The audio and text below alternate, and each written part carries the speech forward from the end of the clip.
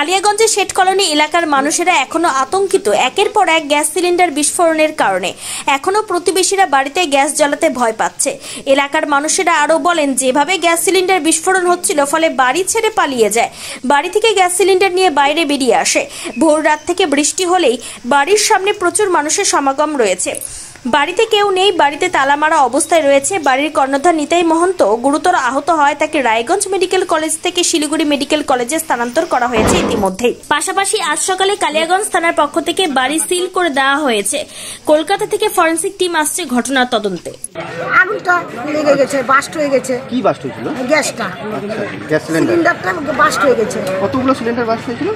কেউ বলছে 4টা, কেউ বলছে 6টা। একজন এক রকম কথা বলছে। কালকে হঠাৎ এখানে মানে বাড়িতে রাত্রেবেলা খাওয়া দাওয়ার সময় হঠাৎ করে আওয়াজ শুনতে পাই। তো আমার বাড়ি এখানেই, তো এখানে আসার পর শুনতে পাই যে এখানে গ্যাস বাস্ট হয়ে আগুন টাগুন লেগে যায়। কার বাড়িতে এটা? নিতাই মহন্ত। উনি কি করতেন, কিসের ব্যবসা করতেন? উনি যত সম্ভব সবার কাছে শোনা যাচ্ছে যে গ্যাসের ব্যবসা করতেন।